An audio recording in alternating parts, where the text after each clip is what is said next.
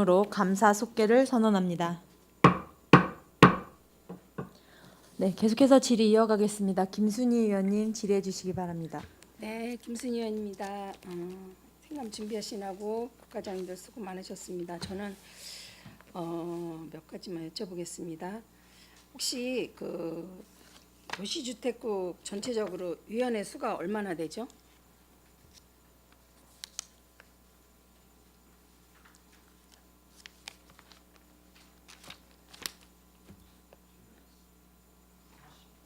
(48) 그 정도가 되는데 이제는 저희가 항상 뭐 지적 사항이 항상 올라가고 있어요. 그러니까 저희 과다 불용액을 제가 한번 봤는데 운영에 상임위원회 기획 운영하고 통합심의위원회가 50% 이상 불용을 했어요.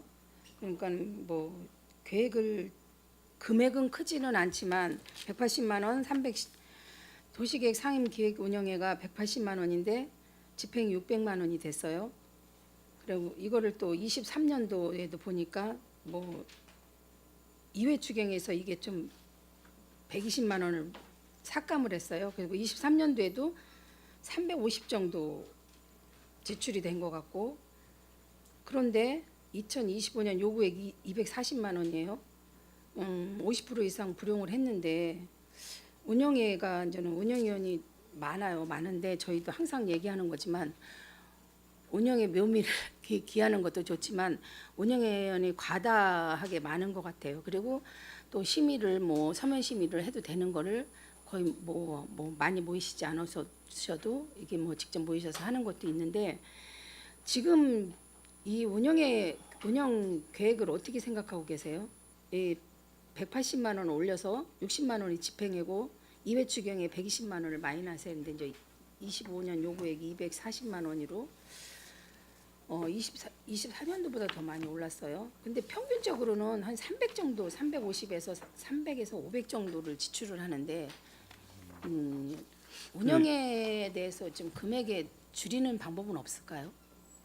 그 위원회가 이제 그 경기에 따라서 그 경기가 좋으면은 아까 이제 그 저희 그 건축 인허가 건수도 말씀을 드렸었는데, 그 요즘 같은 경우에는 건축 인허가 건수가 다른 해에 비해 굉장히 줄었거든요. 그러면 이제 심의할 물량이 또 줄고 해서 저희가 대부분 이제 평년 수준으로 해가지고 이렇게 그 위원회 운영 수당을 책정을 하는데, 그 위원회 개최 그 요구가 좀 적게 되면은 그 이제 운영비가 좀 그 미사용되는 부분이 좀 있습니다. 그리고 그 경기가 또 이제 활발해져서 그 운영에 저 위원회를 또 자주 개최하게 되면은 또 이제 거의 또 부족한 부분도 있어서 예전에는 이제 추경에도 일부 또 저 말씀을 드려서 확보를 한 경우도 좀 있거든요. 그래서 그게 좀 탄력적인 부분이 있어서 제가 2022년, 23년, 24년 다 지출 내역을 보면은 500을 넘지를 않았어요. 통합심의위원회도 마찬가지인데 통합심의위원회는 뭐 300만 원에서 150만 원이 지출이 되고 2025년도에 520만 원을 청구를 하셨는데 2023년도에도 여기 역시 320만 원을 했어요. 근데 저는 위원회 뭐 경제가 발전을 해야 갖고 위원회가 많이 활성화되는 게 맞는데 너무 위원회가 과다하게 많은 데다가 정말 위원회를 열지 않아도 되는 것도 여는 그런 경향이 있지 않나 싶어서 불용액에 대해서 제가 봤는데 이 50% 이상 불용액이 2개 위원회인데 거기에서는 이 위원회는 22년, 23년, 24년 다 지출액이 그렇게 과다하지가 않은 거예요. 근데도 25년도에는 전년보다도 더 과다하게 잡았기 때문에 이거를 여쭤보는 건데, 제 말씀은 저 운영회가 여기 뭐 도시계획 뭐 도시주택뿐만 아니라 여러모로 전체적으로 평택시의 운영회 엄청 많은 거 알고 있어요. 근데 그 운영회를 항상 저희가 말씀드리기를 운영회에 대해서 좀 탄력적으로 운영을 해라 그래도 개선이 안 돼요.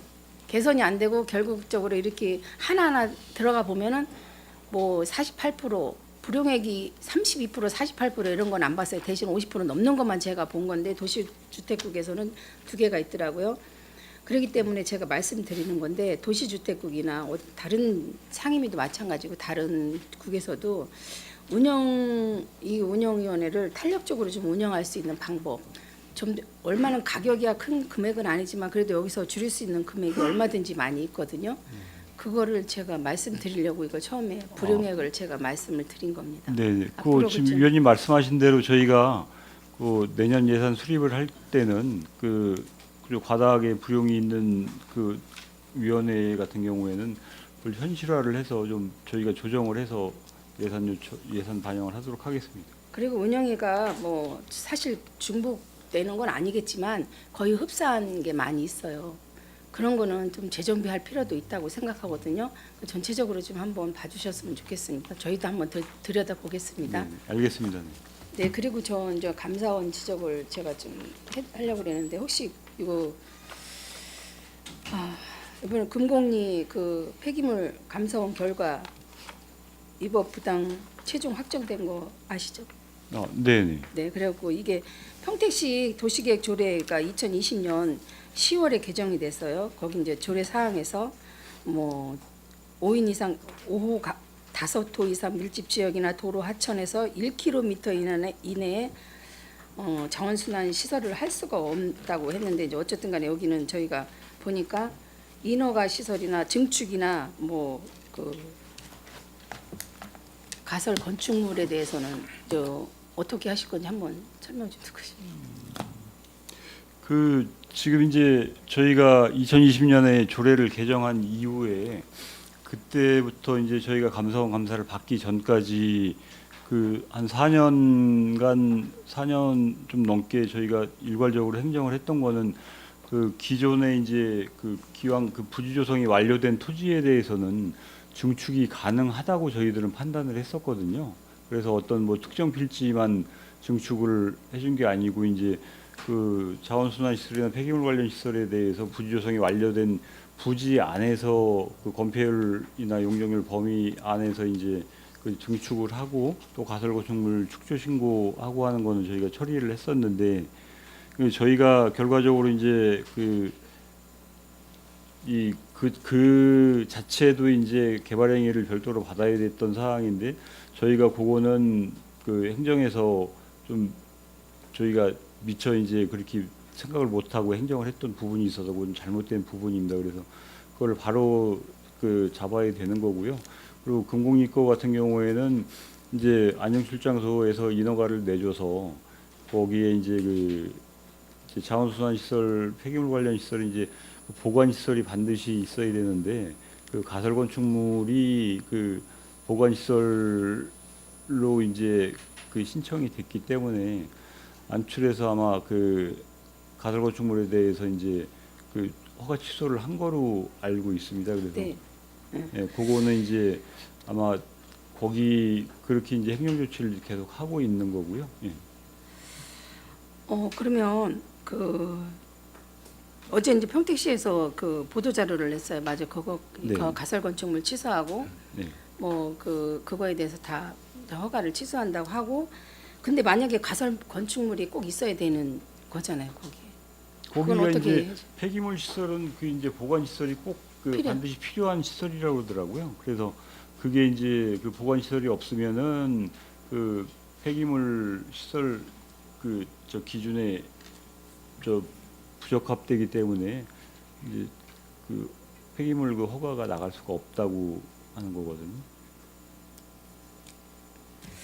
그래 어제는 맞아요. 거기에서 폐기물 시설 뭐 가설 건축물은 취소하고 보관 시설을 확보하지 못하면 뭐 네. 폐기물을 허가를 취소한다 이렇게 보도가 네, 네. 자료가 나온 거 저도 봤거든요. 그러면 이게 사실상 형평성에 맞는 건가요? 그렇게 되는 건가요? 저희가 그간에 했던 행정이 이제 잘못됐다는 지적을 받았고 저희들은 그걸 이제 저희가 이제 법제처 유권 해석도 받았거든요. 감사만 받은 게 아니고 그러면서 이제 우리가 이제 행정을 그간에 그 조례 개정 이후에 이제 잘못했다는 걸 저희들이 다 인정을 하고 앞으로 이제 개선을 하기 위해서 그렇고 기왕의 행위가 다 마무리가 된 거에 대해서는 그 소급해서 이제 처리를 할 수가 없기 때문에 그래서 현재 진행 중인 거에서 그렇게 처분을 하고 있다는 말씀을 드리겠습니다. 사실 안타까운 게 평택시 전역으로 보면 이것 때문에 많은 분들이 이제 뭐 시민도 그렇고 집행부도 그렇고 고생을 많이 하신 건 알고 있고 뭐 사실 금곡리 한개소를 감사로 지적을 당했지만 사실 안타까운 게 그거보다 더 있을까 그것도 저는 안타까운 심정이고 평택이 뭐 발전하고 뭐 개발도상국으로 있어서 굉장히 앞으로도 개발 계획이 많은데 혹시 제가 이거는 여쭤보는 건데 다른데 타 지역의 조례는 한번 들여다보셨나요? 아니 저는 타 지역 조례는 확인을 못했어요. 이제 평택시 조례를 보다가 제가 이제 경기도 조례나 타 지역 인근 조례는 어떤가 한번 제가 이제 살펴보게 됐는데 안성시 근교이죠 화성시 그다음에 남양주시 그다음에 뭐 양주시 그다음에 이제 가까운 용인시 자원순환 관련 시설에 대해서 이제 이 조례가 들여다봐봤어요. 가까운 데니까 평택하고 근교에 있는 데인데 근데 좀 여기는 좀 완화하더라고요. 근데 이제 그거는 여기서 말씀드릴 수는 없고 사실상 100만 특례시로 가는 평택의 개발 앞으로도 개발을 많이 해야 되잖아요. 개발해야 될 뭐 도시가 많고 개발해야 될 시가 많고 개발 지역이 많은데 이거에 대해서 이게 뭐 이렇게 묶여 갖고 있어가지고 뭐 여러 가지 문제가 된다면 이것도 한번 관계 공무원들께서도 이거에 대해서 숙지를 하고 이제 앞으로 이런 실수는 안 하시겠지만 이걸 숙지를 하고 이거에 대해서 다시금 이런 현상이 일어나지 않게 더 그거에 대한 교육이나 뭐 이런 거를 좀 하셔야 되는데 그 교육들은 다 하시고 계실 거 아니에요. 예, 그 담당자들은 감사 그 통보 이후에 교육을 실시했고요. 그 내용은 그 부서별로 다 인지를 좀 하고 있습니다. 뭐 사실 1km 안에 되면은 주위에 계시는 시민들은 자체 불안이 많이 생기시고 뭐 여러 가지 뭐 오염이나 이런 거에 대해서도 뭐 굉장히 많은 스트레스를 받으시니까 그것 또한 그분들한테 대해서는 하나의 스트레스고 그런데 저희 시가 좀 적절하게 민간공이 합의를 하고 뭐 소통으로 인해서 좀 했으면 좋겠는데 뭐 혹시 그런 그분들하고 같이 소통을 하거나 같이 이렇게 협력 사업을 하거나 그런 거는 하나도 없었나요? 이렇게 감사원에서 지적을 당하고 부당행위로 최종 확정이 될 때까지 어떻게 처리를 하셨는지 좀. 자원순환 시설은 이제 그 굉장히 좀 예민한 부분이 좀 많습니다. 그 주민들 그 생활하고 이제 밀접하게 관련된 부분이 있어서 2000년도 그 조례 개정 당시에도 저희가 가급적이면 주민 그 정주권을 보호하기 위해서 굉장히 좀 강화를 시켜놓은 부분이거든요. 그래서 그 일단은 이제 그 폐기물이나 자원순환 시설은 그 공공에서 시에서도 좀 지금 이제 저 에코가 거의 이제 그 찾기 때문에 이제 시에서도 뭐 더 다른 지역에 증설을 하려고 지금 추진을 하고 있는 거고요. 공공에서 해야 될 부분이 있고 뭐 물론 민간에서 공공에서 다 처리는 못하겠지만은 그거는 이제 주민 생활에 그렇게 그 피해를 안 주면서 그간에 이제 운영을 했으면은 이런 갈등이 없었겠는데 그간에 이제 여러 가지 그 피해를 입은 사례들이 많기 때문에 저희들 그 현재는 뭐 이걸 완화를 한다든가 하는 그런 그 검토 계획은 없습니다. 네, 알겠습니다. 주민들의 편익을 위하고 주민들의 삶을 더 증진시키기 위해서 강하게 개정을 했는데 평택시에서는 그거에 대해서는 그러면 거기에 대해서는 강하게 개정한 거에 대해서 지키시고 이끌어 가야 되는데 또 주민들이 그만큼 또 뭐 스트레스를 받거나 주민 피해는 많이 있었나요 거기서? 주민들이 피해를 보는 상황은 아니고 이제 그 사업을 하시려는 분들이 이제 어려움을 겪고 있는 어려움을 겪고 있는 거죠. 네, 그거는 적절하게 평택시에서 주민들의 편의를 위해서 애써 주시기 바라겠습니다. 네, 알겠습니다. 네. 그리고 제가 이것 좀 하면 혹시 태평 아파트 그 지제 역세권으로 해갖고 태평 아파트 뒤에 주차장 면이 줄어드는 거 아시죠? 지금 그 태평 아파트 주차장이 부족해서 네네. 그 뒤에다가 이제 별도로 아파트 주차장을 확보를 했지 않습니까? 근데 그게 이제 저희 공공주택지구에 편입이 돼서 그게 처음부터 이제 그 지구지정 발표 그때부터 이제 계속 민원이 있습니다. 그래서 저희가 그때 벌써 이제 2년이 됐는데 2년 전부터 이제 사업 시행자인 LH한테 계속 거기에 대한 대책을 지금 요구를 하고 있거든요. 거기에 혹시 주차장 부지가 포함됐잖아요. 그쪽에 이제 개발을 하면서. 네. 근데 거기를 주민 편익을 위해서는 제외할 수도 있는 그런 조건이 아니었나요? 거기에 꼭 LH하고 꼭 거기에 들어가야 같이 개발을 해야 되는 그런 그게 이제 단서가 있나요? 그쪽에 그 지구단위계 구역하고 경계로 해서 이제 구역을 네. 설정을 한 거거든요. 그래서 그 주차장 부지가 그 이제 묘하게 그 두 구역에 걸쳐 있기 때문에 그렇게 일부 편입이 된 거거든요. 근데 저 시민들의 그 태평 아파트 주민들은 지금 굉장히 고통을 겪고 있어요. 2중, 3중으로 주차를 해도 주차가 네네. 원래 주차가 대수가 적은 데다가 그나마 좀 쓰던 주차장 자체가 지금은 유명무실이 돼버린 거잖아요. 그래서 많은 지금 민원을 아마 태평 아파트 주민들이 내고 있어요. 그 예, 민원은 예. 뭐 참작한다, 검토해보겠다 이런데 그 민원에 대해서 어떻게 소화할 수 있는 방법 없을까요? 지금 그 저희가 그 사업 시행자한테 그 대안을 마련을 하든가 아니면은 그 제척을 하든가 그 일단은 그 이용하시는 그 주민들이 피해가 없도록 대안 마련을 계속 요구를 좀 하고 있거든요. 사실은 어떻게 보면 집행부의 실수라고 저는 생각해요. 그 부지는 제외를 하고 개발을 들어가야지 주민들의 편의에 맞을 것 같은데 그게 개발이 됐으니까 주민들은 지금 여러 가지 시련을 겪고 있는데 뭐 LH하고 특별한 그거 없으면 LH와의 그 협약을 통해서 주민들이 편안하게 그나마 주차장을 조금이나마 이용할 수 있도록 시설을 좀 확보해 주시면 어떻게 생각하는지. 네, 그렇게 지금 계속 그 협의를 하고 추진을 좀 하고 있습니다. 네, 그 추진이 이루어지길 바라겠습니다. 네, 더 열심히 좀 하겠습니다. 네, 알겠습니다. 마치겠습니다. 네, 김순희 의원님 수고하셨습니다.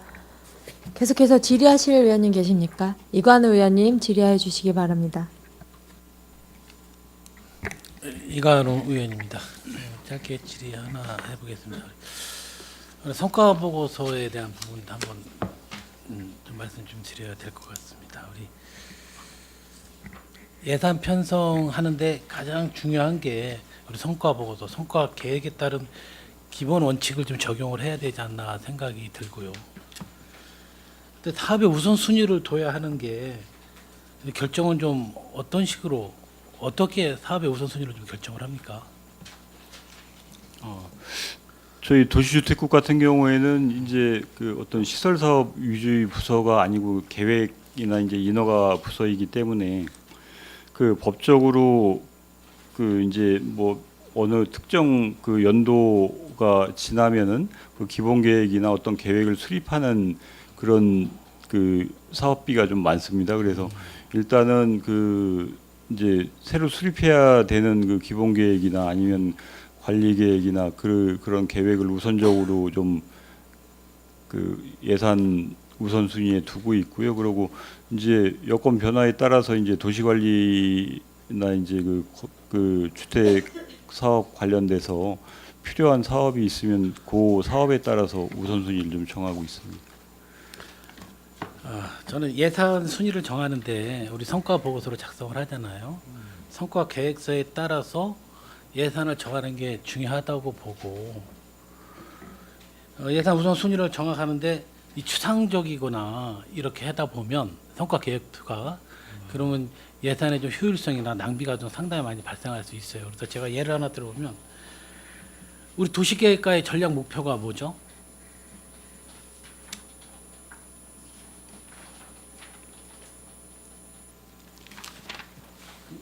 뭐 예를 들면 뭐 미래지향적 도시계획 수립으로 지속 가능한 도시 공간을 마련한다. 그런 골자들이 상당히 많아요.